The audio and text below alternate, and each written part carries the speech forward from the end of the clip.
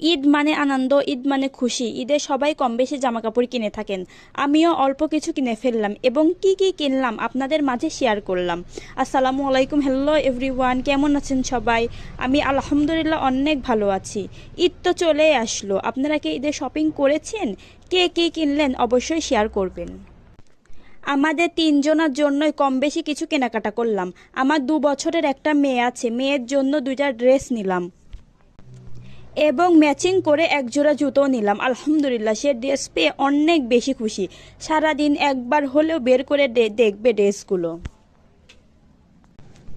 শুধু ড্রেসই নয়, ম্যাচিং করে কিছু কসমেটিক্সও কিনে দিলাম। চশমা, ক্লিপ, চুড়ি, মেহেদি, ব্যাগ, আরও অনেক কিছু। অনেকগুলো চুড়ি কিনে দিয়েছি, ছোট বাচ্চা তো এগুলো পেয়ে অনেক খুশি। আমরাও মনে হয় ছোটবেলায় ঈদ আসলে নতুন নতুন জিনিস পেয়ে এমন খুশি হতাম। মেয়ের এই খুশি দেখে আমার ছোটবেলার কথা মনে পড়ে গেল। যাই হোক, মেয়ের মাথায় চুল অল্প, ভাবছি ক্লিপটা কোথায় লাগাবো।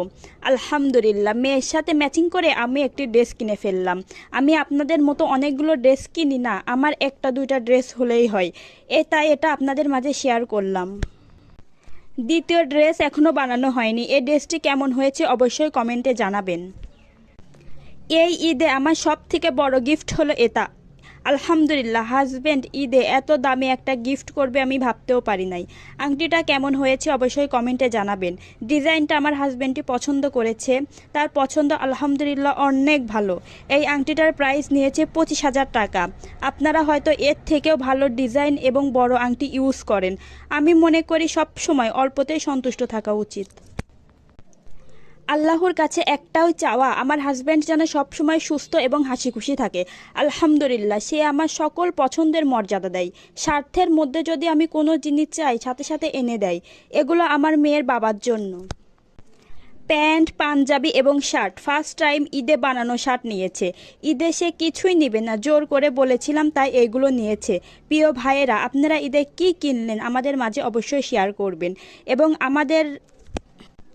আপনাদের ভাইয়ের ড্রেসগুলো কেমন হয়েছে অবশ্যই কমেন্টে জানাবেন। কেনাকাটা প্রায় শেষ। শুধু কি কেনাকাটা করলেই শেষ হবে? আবার বসে পড়লাম ইফতার বানানোর জন্য। এই কুল আমার সব সময় খাইতে ভালো লাগে। ইফতারের সময় কুল কেউই খায় না, শুধু আমিই খাই। এছাড়াও আরও কিছু ফল নিয়েছি, এখন এগুলো কাটার কাজ শুরু করব। ইফতারের সময় আপনারা আপেল খাওয়ার চেষ্টা করবেন, আপেল শরীরের অনেক শক্তি যোগায়।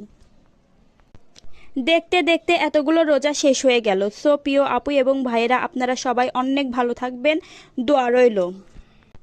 অনেক